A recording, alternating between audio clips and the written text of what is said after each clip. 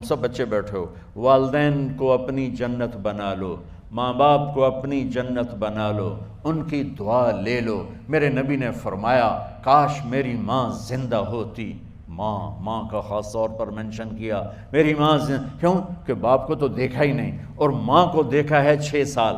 میری ماں زندہ ہوتی اور میں عشاء کی نماز کے مصلی پہ کھڑا ہوتا اور میرے گھر سے میری ماں کہتی محمد، تو میں ماں کے لیے نماز توڑ دیتا۔ میرا نبی کہہ رہا ہے۔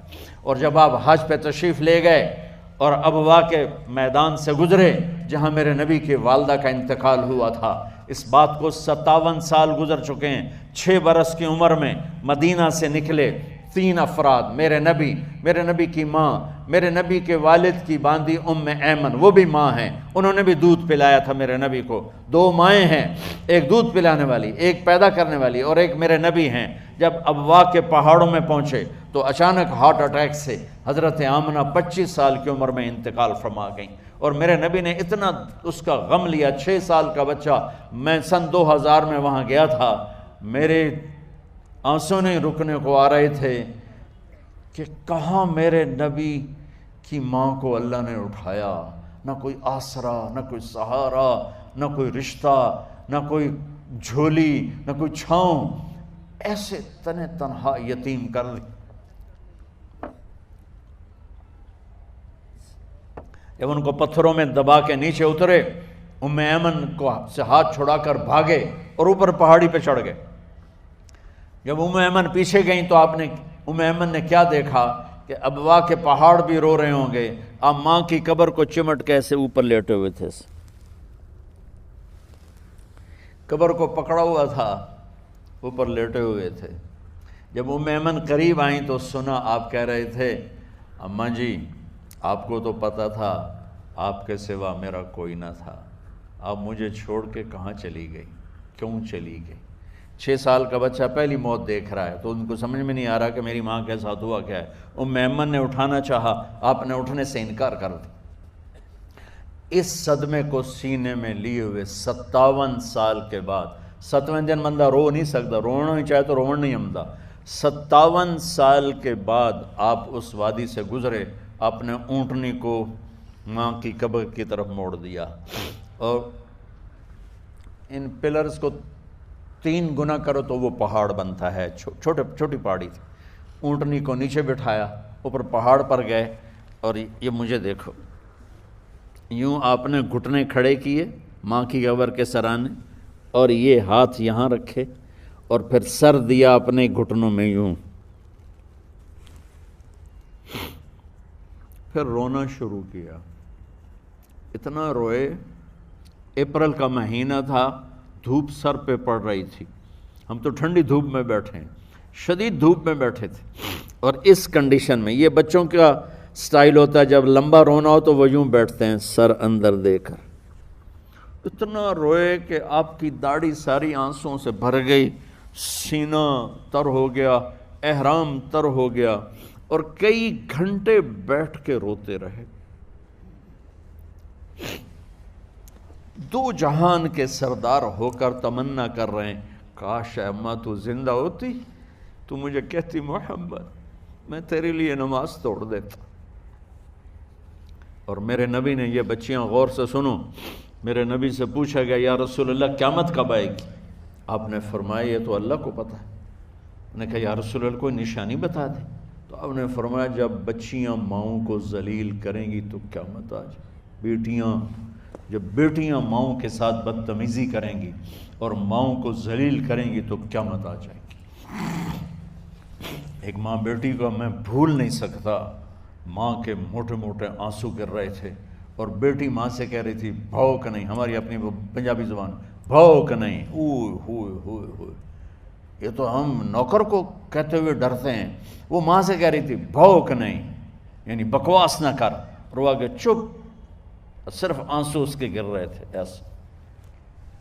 شاید وہ یاد کر رہی تھی کہ 9 مہینے کیسے اس کو میں نے پیٹ میں پالا، جنتے ہوئے کتنی تکلیفوں سے گزری، اور اس کو دودھ پلاتے ہوئے کتنی راتیں میں نے کاٹ کاٹ کے گزاریں، اور اس کے پیشاب دھوتے ہوئے کتنی دفعہ میں سردی میں ٹھٹھری، اور آج یہ مجھے کہہ رہی ہے بھوک نہیں۔ اس لیے میرے نبی نے فرمایا جس نے ماں باپ کو دکھ دیا، سنو غور سے بچوں سارے سنو، جس نے ماں باپ کو دکھ دیا اس پہ اللہ کی لعنت، اس پہ فرشتوں کی لعنت، اس پہ زمین آسمان کی لعنت، نہ ان کی نماز قبول ہے، نہ روزہ قبول ہے، نہ صدقہ قبول ہے۔ میرے نبی کی زندگی کا دوسرا روپ حقوق العباد، نماز حقوق اللہ میں آ جاتی ہے، میں حقوق العباد کی تھوڑی سی وضاحت کر رہا ہوں۔ ماں باپ زندہ ہیں تو دعا لے لو۔ والدین سے کہتا ہوں بچوں کو عزت دو، جہاں اولاد ماں باپ کے حقوق ہیں وہاں اولاد کے حقوق ہیں، اولاد کو عزت دو، اولاد کو عزت دو، اولاد کو عزت دو۔ بہت سی اولاد کی نافرمانی کا ذریعہ ماں باپ بن رہے ہیں، سختی کر کے، زبردستی کر کے اور ٹھونس کر چیزیں نوکروں کی طرح سلوک کر کے۔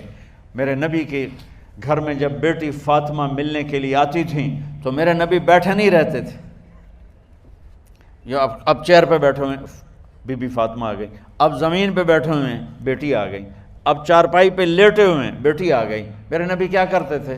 کھڑے ہو جاتے تھے، کھڑے ہو جاتے، ایک دم کھڑے ہو جاتے تھے، اور پھر کھڑے نہیں رہتے تھے، تیزی سے آگے بڑھتے تھے اور حضرت فاطمہ کا ہاتھ پکڑ لیتے تھے۔ یہ والدین غور سے سنو، حضرت فاطمہ کا ہاتھ پکڑ لیتے تھے اور ہاتھ پکڑ کے مجھے دیکھو یوں بوسہ لیتے تھے، بیٹی کا بوسہ لیتے تھے، پھر ہاتھ چھوڑتے نہیں تھے، ہاتھ پکڑے پکڑے لاتے لاتے لاتے ان کو چارپائی پر پہلے بٹھاتے تھے پھر خود بیٹھتے تھے۔ یہ باپ اور رسول ہو کر بیٹی کو یہ عزت دیتے تھے۔ پھر وہ جنت کی عورتوں کی سردار بنی، پھر وہ جنت کے سرداروں کی ماں بنی، پھر وہ اللہ کے شیر کی زوجہ بنی۔ تو والدین سے کہتا ہوں کہ اپنے بچوں کو عزت دو، عزت دو، عزت دو، عزت دو۔ پھر آپ سے زندگی کے بڑے فیصلے ہیں شادی، اب لوگ اکٹھے پڑھتے ہو لڑکے لڑکیاں، اپنی شادی کے فیصلے خود نہ کرو، اپنے ماں باپ کے حوالے کرو، اس میں شرافت بھی ہے، اس میں برکت بھی ہے، اس میں رحمت بھی ہے، اور اس میں والدین کی دعائیں بھی ہیں۔ کورٹ میرج کو ہوا نہ دو، boyfriend girlfriend culture ہمارا نہیں ہے، میرے نبی کے طریقے میں مرد اور عورت کا صرف نکاح سے تعلق ہے، اس کے علاوہ سب جہنم کی آگ ہے۔ اور والدین سے کہتا ہوں کہ اپنے بچوں سے پوچھ کے رشتے کرو، زبردستی مت کرو۔ میرا معاشرہ بہت سنگین قسم کے جرم کا شکار ہے، بچوں پہ مسلط کر دیتے ہیں، ایتھے ہی کرنی ہے، جٹاں چی کرنی ہے، بٹاں چی کرنی، پتہ نہیں آئے کتوں ہیں جٹ بٹ، چلو تم ناراض نہ ہو، راجپوتاں چی کرنی، میں راجپوت ہوں، میں اپنی قوم کو بھی رگڑ دیتا ہوں، راجپوتاں چی کرنی، اگاں کرنی ہی کوئی نہیں۔ یہ ظلم و ستم اولاد پہ مت کرو، اپنی بچی سے پوچھو، اگر بیٹی ہاں کرے تو پھر قدم اٹھاؤ، اگر بیٹی کہہ دے میں نہیں کرنا چاہتی تو وہ نافرمان نہیں ہے، اللہ کے واسطے میری سنو، صرف تم نہیں سن رہے ہو، اس کیمرے سے لاکھوں کروڑوں لوگ سن رہے ہیں۔ اگر بیٹا یوں کہہ دے کہ ابا میں نے یہاں شادی نہیں کرنی، میرا جی نہیں چاہتا ہے، تو وہ بیٹا نافرمان نہیں ہے، فرما بردار ہے، اس نے شریعت کا حق استعمال کیا ہے۔ اب ایسا ظلم مت کرو کہ نہیں اتھے ہی کرنی ہے، اتھے گھروں نکل جا۔ زندگی تم نے تو نہیں گزارنی، زندگی تو بچے نے گزارنی، میں قربان جاؤں۔ ایک حدیث سنو پہلے پھر اگلی بات سناتا ہوں۔ ما تزوجت وما زوجت الا بوحی من السماء نزل به جبریل۔ لوگو سنو، میں نے جہاں شادی کی، میں نے جہاں بیٹی کی شادی کی، پہلے آسمان سے جبریل فرشتہ اللہ کا حکم لے کر آیا، پھر میں نے قدم اٹھایا۔ سمجھ گئے میری یہ بات؟ سمجھ گئے سارے؟ اب اگلی سنو۔ حضرت علی فاطمہ کا رشتہ لینے آ گئے اور جبریل ان سے پہلے آ گئے کہ یا رسول اللہ فاطمہ علی کے لیے ہے۔ باپ محمد مصطفیٰ جیسا ہے، رشتہ مانگنے والا علی جیسا ہے، اور بیٹی فاطمہ جیسی ہے، اور آپ پوچھتے ہیں علی کیسے آئے؟ وہ شرم کی وجہ سے کچھ کہہ نہ سکے، چپ۔ آپ کو تو پتہ تھا، آپ نے فرمایا فاطمہ کے رشتے کے لیے آئے ہو؟ کہا جی۔ تو جبریل تنال بیٹھا ہوا ہے کہ یا رسول اللہ اتھے ہی کرنا ہے۔ آپ نے ہاں نہیں کی، آپ نے کہا انشاءاللہ، اور یہ کہہ کر اٹھ گئے۔ انشاءاللہ نبی کا ہاں ہی ہوتا ہے، لیکن جبریل کے آنے کے باوجود اور اللہ کے کہنے کے باوجود میرے نبی کو بھی پتہ ہے کہ یہ رشتہ یہاں کاتب تقدیر نے لکھ دیا ہے، لیکن امت کو سبق سکھانے کے لیے آپ گھر تشریف لے گئے۔ بیٹی فاطمہ کہ جی یا رسول اللہ، کہا علی کا رشتہ آیا ہے، میں ہاں کر دوں؟ سبحان اللہ۔ میں اپنے دیہاتی بچیوں پہ مجھے رونا آ گیا کہ جنہیں پتہ ہی نہیں ہوتا سانو کہیں دے نال بندے پہ جانور ہے یا انسان ہے۔ علی جیسا داماد، چلو علی کو چھوڑو، فاطمہ کو چھوڑو، جبریل آیا بیٹھا ہے، جبریل آیا بیٹھا ہے۔ اس کے بعد فاطمہ سے پوچھنے کی کیا بات ہے؟ جبریل آ کر کہہ رہا یا رسول اللہ، اللہ کہہ رہا ہے فاطمہ علی کے لیے ہے اور علی فاطمہ کے لیے ہے، اور پھر آپ کہتے ہیں بیٹی فاطمہ ہاں کر دو۔ ہماری تو آج کی بیٹیاں انکار نہیں کرتی، چپ کر کے گاں ماش طرح بن چھڑ دین کلے نال۔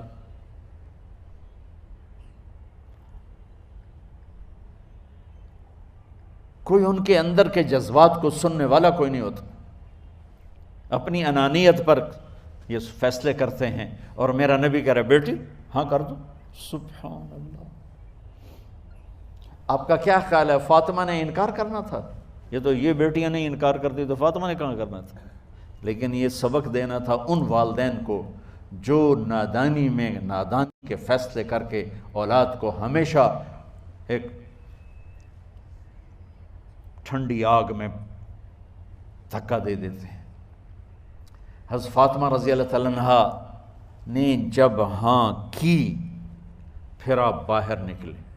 اچھا مزے کا واقعہ ہو، حضرت علی اٹھ کے باہر نکلے تو صحابہ باہر کھڑے انتظار کر رہے تھے کہ کیا ہوا۔ حضرت علی کو بھیجنے والے تھے عبد الرحمن بن عوف۔ پہلے ابو بکر گئے تو آپ نے انکار کر دیا، عمر گئے رشتہ مانگا، آپ نے انکار کر دیا۔ عبد الرحمن بن عوف نے علی سے کہا آپ جائیں، آپ کا رشتہ رد نہیں ہوگا۔ کہنے لگے میرا تو ذاتی گھر بھی کوئی نہیں، مجھے کہاں سے رشتہ ملے گا، میں تو بالکل غریب ہوں۔ کہا نہیں تم جاؤ۔ تو واپس آتے انہوں نے عبد الرحمن بن عوف پہ چڑھائی کر دی، ویکھیا ہے نا تو میں نو گلے آئی، انکار ہو گیا۔ تو صحابہ نے پوچھا کیا ہوا؟ کہا کچھ کہا ہی نہیں، چپ کر کے اٹھ گئے۔ تو عبد الرحمن بن عوف کہنے لگے کچھ بولے صحیح، کہ بس اتنا کہا انشاءاللہ، کہا تو مبارک ہو، نبی کا انشاءاللہ ہاں ہوتا ہے۔ کہا اچھا، تو اتنے میں آپ باہر تشریف لے۔ کہا علی، کہا جی، کہا لو بلاؤ، لوگوں کو بلاؤ۔ ساری مسجد بھر گئی، آپ کے ساری مسجد فل ہو گئی۔ آپ ممبر پہ کھڑے ہوئے علی کو سامنے بٹھایا، کہا لوگو یہ جبریل میرے پاس اللہ کا پیغام لائے ہیں کہ میں فاطمہ بنت محمد کا نکاح علی بن ابی طالب کے ساتھ کر دوں۔ پھر آپ نے خطبہ پڑھا اور کہا کہ علی، ہائے ہائے ہائے، میں نے فاطمہ بنت محمد کو 400 درہم مہر کے عوض تیرے نکاح میں دیا، تو نے قبول کیا؟ حضرت علی نے زور سے نعرہ لگایا میں نے قبول کیا، اور سجدے میں چلے گئے، اللہ کا شکر کا سجدہ ادا کیا۔ پھر میرے نبی نے وہیں سارے مجمع کو شہد کا شربت پلایا اور تازہ کھجوریں کھلائیں، اور پھر جب رخصتی ہوئی تو آپ نے حضرت علی سے فرمایا کہ آپ آ کے لے جاؤ۔ پھر آپ نے حضرت ام سلمہ، حضرت حفصہ اور جناب حضرت عائشہ رضی اللہ تعالیٰ عنہ، ان تینوں کو بلا کر فرمایا تمہیں پتہ ہے نا مجھے فاطمہ سے کتنا پیار ہے، تو تم فاطمہ کو دلہن بناؤ، اس کی تیاری کرواؤ، اسے دلہن بناؤ۔ تو ان تینوں نے حضرت فاطمہ کو دلہن بنایا۔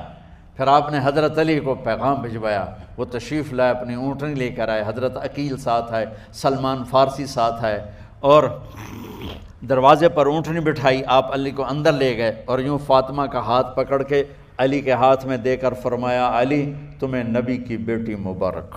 سبحان۔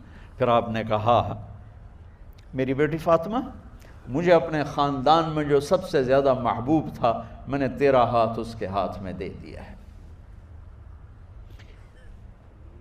والدین سے کہتا ہوں اپنے نبی کی زندگی پڑھو۔ میرا درد ہے کہ ہماری ثقافت میں اسلام داخل نہیں ہوا، ہمارے عبادت میں اسلام آ گیا، بہت سارا مجمع مرد عورتوں کا نمازی ہے، حاجی ہے، عمرے کرتے ہیں، لیکن ثقافت میں نبوت کی جھلک دکھائی دے، ثقافت میں اللہ کا نبی دکھائی دے، وہ نہیں ہے۔ زندگی بیت گئی اس انتظار میں، مدت سے لگ رہی تھی لب بام ٹک ٹکی، تھک تھک کے گر گئی نگہ انتظار آج، پتہ نہیں کب صبح ہوگی۔ چلو کہتے تو جائیں مجھے ہے اگرچہ بت ہیں جماعت کی آستینوں میں، مجھے ہے حکم اذان لا الہ الا اللہ۔ والدین کے ذمہ ہے اولاد کو عزت دینا، ان کے سب سے بڑی خواہش میں ان کا احترام کرنا کہ زندگی انہوں نے گزارنی ہے، اور آپ کے ذمہ ہے والدین کے آگے سر جھکا دینا۔ اللہ کے واسطے کورٹ میرجز اور خفیہ شادیاں یہ نہ ہماری ثقافت ہے نہ یہ انسانیت ہے، ہمیشہ دکھ دردوں میں زندگی گزرتی ہے کہ اصل زندگی تو موت کے بعد آنے والی ہے۔ تو والدین پڑھیں شریعت کو، اولاد بھی پڑھے اپنے نبی کی زندگی کو۔ ایک شخص حضرت عمر کے پاس آیا ایک بیٹے کو لے کر، کہا امیر المومنین یہ میرا بیٹا بڑا نافرمان ہے اور مجھے بہت تنگ کرتا ہے۔ حضرت عمر کے پاس لاٹھی ہوتی تو انہیں یوں اٹھائی، وہ کہنے لگا حضور معافی دیا جائے، ایک میری گل سن لو۔ آپ نے فرمایا کیا؟ کہنے لگا ماں پیو دے بڑے حق ہیں، بالکل ٹھیک ہے، پر کوئی ساڈا حق بھی ہے ماں پیو تے؟ آپ نے کہا ہاں۔ آپ نے کہا ہاں۔ کہنے لگے ذرا وہ بتا دیں۔ کہا پہلا حق ہے اچھی ماں تلاش کرے، نیک عورت تلاش کرے۔ دوسرا حق یہ ہے نام اچھا رکھے۔ تیسرا حق یہ ہے اس کو قرآن کی تعلیم دے۔ کہا جی پھر سن لو حضرت جی، میرے پیو کو پوچھو اس حبشی عورت نال شادی کر کے مینوں حبشی ماں دیتی، انہوں کوئی عرب ماں ہی نہیں لتی، میرا پہلا حق اس مارے ہے۔ دوسرا سن لو، اس نے میرا نام جولان رکھا ہے، جولان گندگی کے کیڑے کو کہتے کہ اس نے میرا نام جولان رکھا ہے۔ اور تری سن لو، اس آج تے مینوں قرآن دی شکل نہیں وکھائی، حضرت عمر ہوئی سوٹا ہو دے سر تے پھیر دے کہ پہلے تیری مالش کراں پھر ایدی کر سا۔ تو آج کے والدین بھی اپنی اولاد کے بارے میں بہت بہت بہت غافل ہیں، اور اولاد کا بھی حال یہی ہے، چونکہ ماں کیا ہے باپ کیا ہے اولاد کیا ہے، یہ شریعت، یہ قرآن بتاتا ہے، یہ میرے نبی کی زندگی بتاتی ہے۔